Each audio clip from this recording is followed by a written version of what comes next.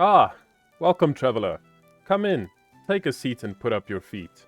Today, we're diving into a game called Going Medieval, a colony sim city builder survival game, where we will be cooking up some roleplay to enhance the gameplay.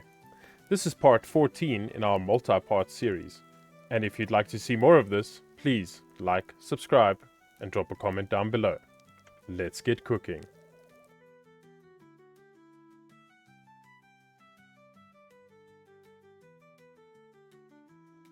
Welcome back! So, there's been a couple of things that have happened off camera since our last episode. Firstly, Ogden over here has joined the settlement. Now, he is a cannibal, but we're hoping to dissuade him from those tendencies in the future.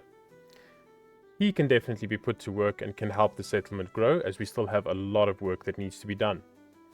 Secondly, as you might have noticed, our castle's next floor is finally complete. This took forever to get the right amount of limestone to do. It was really tedious, but I'm happy to announce that it is finally done and finished. We can now go and install those royal quarters and those royal rooms in this top floor over here. You might also have noticed that I haven't completed this section over here, and that is because we're leaving it for a possible tower to be built up in the future. Always leave space for expansion. And speaking of expansion, that's exactly what we're leaving space for over here. We might go and add in another wall over here, make use of this space, and possibly expand this as well. Some other things that have also happened is we've started the land reclamation project. Now what this means is, yes, we have these large quarries over here, and a lot of dirt that's coming out of the earth. But what could we possibly do with this? Well, refill the hole. That's right. After we've pulled all of the precious resources out of the earth, we might as well take that dirt, put it back in here, and get this looking nice again. What we'll have to do is come in and chop down all these trees as well, before we can lay the next layer. But I think it'll look a lot better than these massive holes in the earth with just granite at the bottom. At least getting the natural environment back to what it once was, or close to it at least. Another thing we've gone and done off camera between episodes is added in some weapon racks and some armor racks up in this room and some of the other rooms and corridors as well. Now why this is important is because with every raid, the enemies are dropping a lot of equipment and that is cluttering up our storage. But by making use of this, we can actually efficiently store more than one item on the same block in the same tile and free up a lot of space in our storerooms. You might have noticed that over here we've also gone and placed some items, some workshops in this room.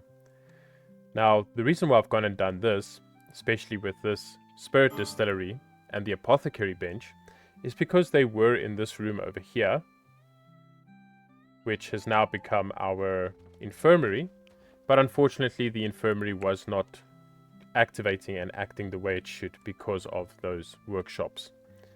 You'll notice at the top here, you can go to a room overlay and go over to infirmary, and it says it cannot have shrines, entertainment structures, workshops, or beds. Now these are infirmary beds, so that is fine, but these workshops are blocking that off from registering that as a room. Something else we've gone and done is installed an additional 2 statues over here on our entrance, and we've just done some cosmetic changes to the building itself, such as on the corners, around the doors, made some of the corners round, and on the brick edging here, just placed a nice little edge to run along there, just to make it look a little bit nicer.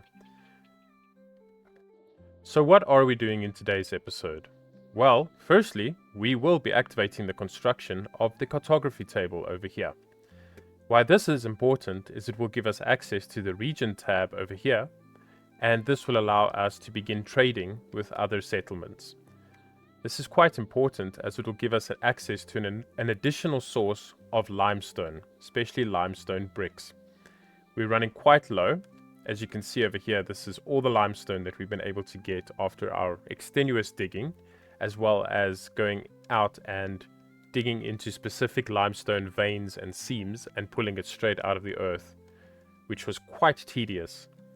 And I think we might have tapped out all of our limestone sources on this map, there might be a few left, but ooh, they're going to be difficult to reach. So we'd rather just trade straight for the limestone bricks, and we produce enough invaluable goods to make these trades work in our favor. So that's definitely what we want to be looking at as a major priority. Then another thing we'll be doing is going ahead and setting down the furniture for these royal rooms. Let's get that done really quickly, and we can look at moving our older and more distinguished members of the community into these quality establishments. Right, so we have gone and placed some royal beds, some wardrobes, some chests, and some braziers in each of these 4 rooms. Once this is constructed, we'll allocate them to our first 3 settlers, as well as the first person to join our settlement. And fantastic, the region map is now unlocked, so we'll do a quick run through. So this here is the region map, which you can access from over here, once you've constructed a cartography table. This will show you all of the settlements that are near your settlement. As you can see, we are over here. And there are some additional settlements around us with other people that we can trade with, or which we should be wary of in case they're hostile. Such as this, for example, these are the forest bandits, and they are permanently hostile with us. Or the ravagers, looters. Circle of Avalon is currently hostile with us, but that's okay, we can start making friends with them. Some more bandits. They are currently also hostile, so as you can see, people don't exactly like us at the moment. But that's okay, we can work on that and get that to at least start going into the positive, and we can look at getting resources from their settlements. But first things first, there are some other things that we need to address before we can dive into trading properly. So I mentioned some construction that would be occurring here, and what we will be doing is laying down a place for some future gardens. I want this to look really nice. I want to put some trees in here and really bring some life to the castle. Make a little private garden area. So what we'll go and do is, while they're busy constructing, we're just going to go in here and place some blocks, like so, and like so. We'll do this as well over here. Create a small landing area. And we can also go and place in some nice stairs. We'll do perhaps just 1 row of stairs for now. I don't think that 2 is quite necessary. And then we can look at just putting in some more blocks over here, just to complete the look of it.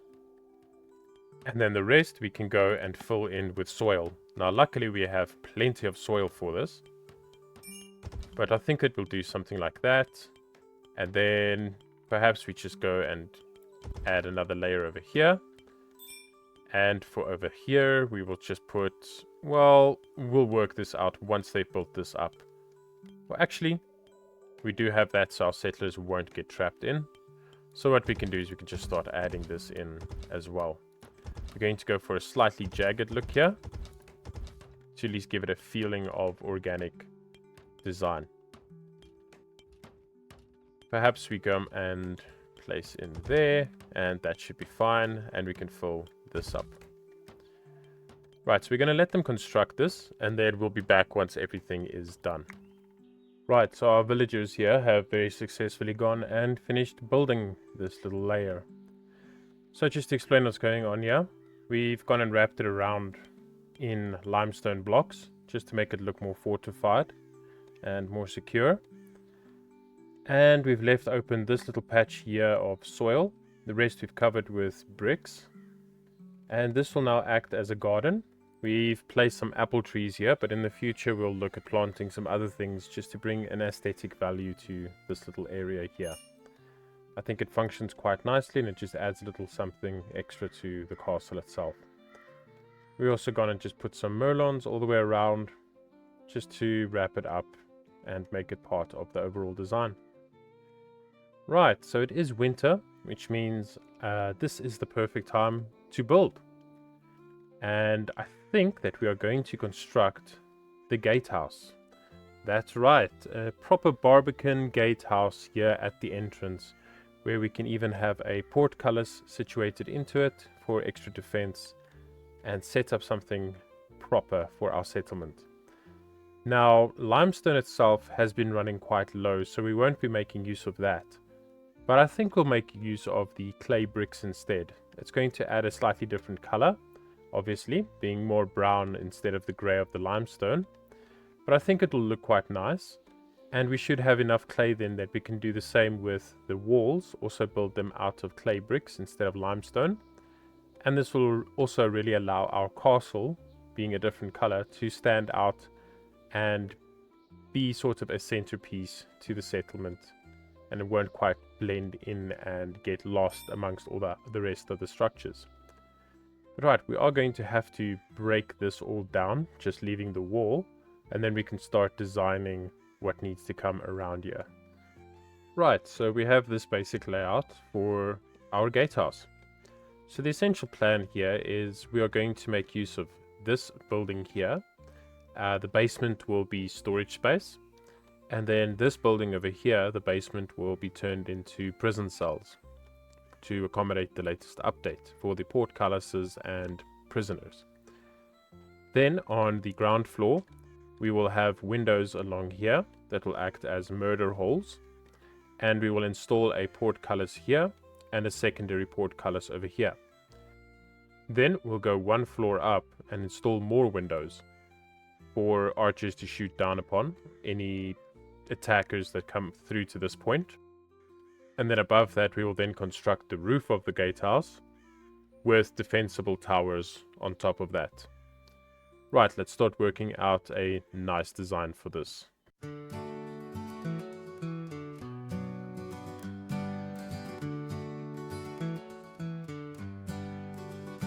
days of yore, when shadows creeped, we built a gatehouse where Hearthguard sleeps.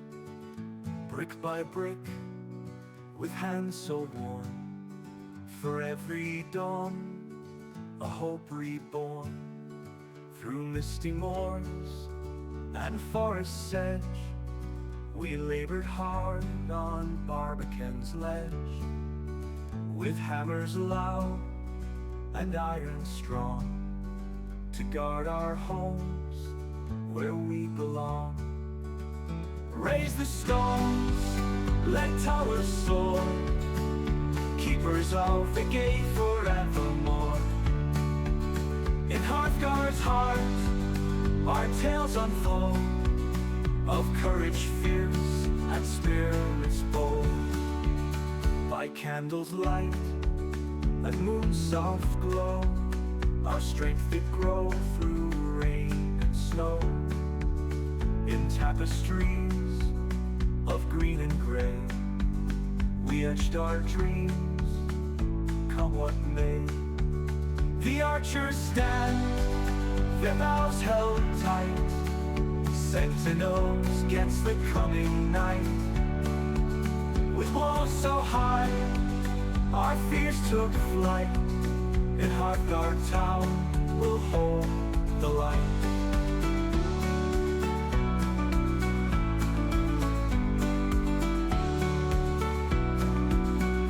Raise the stones, let towers soar, keepers of the gate forevermore. In Hearthguard's heart, our tales unfold, of courage fierce and spirits bold.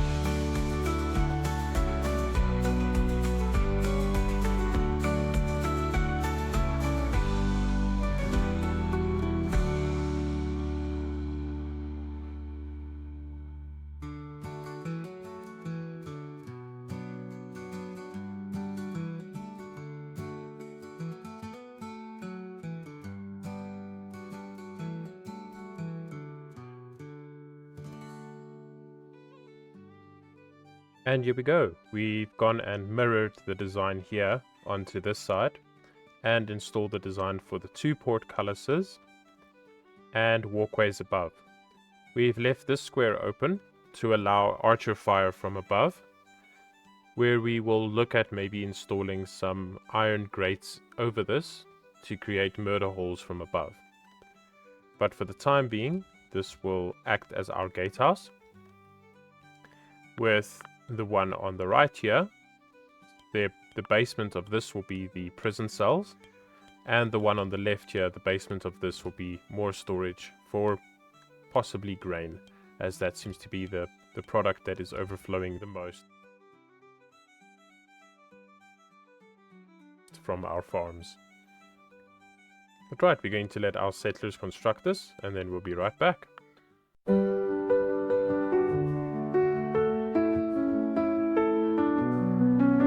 In days of yore, when shadows creeped, we built a gatehouse where Hearthguard sleeps. Brick by brick, with hands so worn, for every dawn, a hope reborn. Through misty moors and forest sedge, we labored hard on Barbican's ledge, with hammers loud and iron strong, to guard our homes where we belong. Raise the stones, let towers soar, keepers of the gate forevermore. In Hearthguard's heart, our tales unfold, of courage fierce and spirits bold. By candles light and moon's soft glow, our strength did grow through rain and snow.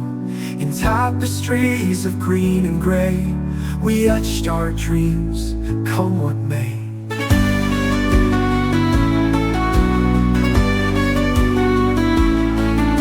The archers stand, their bows held tight, sentinels against the coming night. With walls so high, our fears took flight. In Hearthguard town we'll hold the light. Raise the stones, let towers soar, keepers of the gate forevermore. In Hearthguard's heart, our tales unfold, of courage fierce and spirits bold.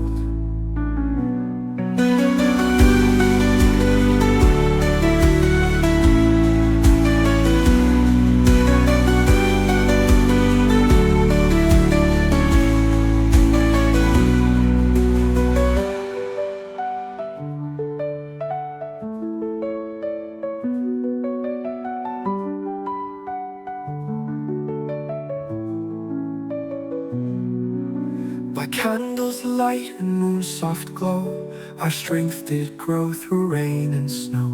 In tapestries of green and gray, we etched our dreams and spirits bold.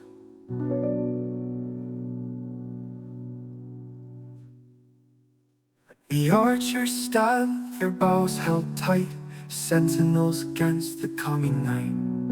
With walls so high, our fears took flight. In Hearthguard town we'll hold the light.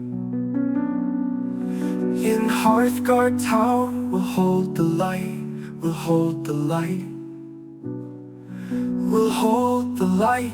We'll hold the light. We'll hold the light.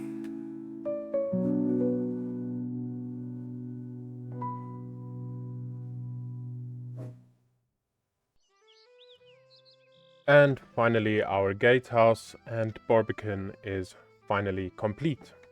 So, just a quick rundown of what we have constructed here.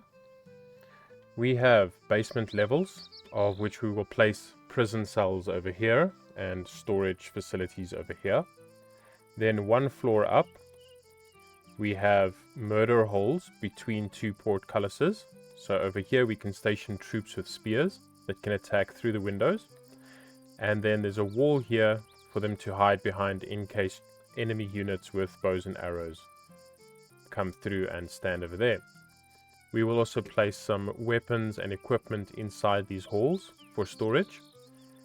And then we can go up an additional floor where there are more murder holes through windows. We can then station archers up here that can shoot down below to any enemies that are trapped within this area here. And again, more space for them to hide or for us to place more armor racks and weapon racks. And then we go up another floor, and over here we can station our archers to shoot down and rain down fire on any enemies approaching the entrance. And we have a large opening here, which our archers can be stationed above and shoot down again at enemies trapped between the two portcullises. I'm quite happy with this design, but I do think that it is looking rather plain, so we're just going to quickly customize some of these building blocks and just make it look a little bit better. We'll be right back. And there we go. Our gatehouse is finished for the most part and decorated, at least slightly more aesthetically pleasing. Some nice corner merlons placed in, and the brickwork on the corners also changed up a little bit just to add a little bit of aesthetic appeal, and also rounded these corners around here just to make it look a little bit nicer. I think this is going to be quite a successful defensive building. In the future we can also look at upgrading our walls, building them twice as high and a lot thicker, and we can maybe look at putting in a second layer, a second curtain wall around the outside of the moat for added defense. But I think that is all the time we have for today's episode. Thank you for watching. If you enjoyed this video, please like and subscribe, as that would greatly help the channel. If you would like to be kept updated as to new videos being released, then please hit that notification bell. If you have any feedback, suggestions or requests, leave a comment down below and let us know. Until next time, this is Roast Temp. Keep cooking.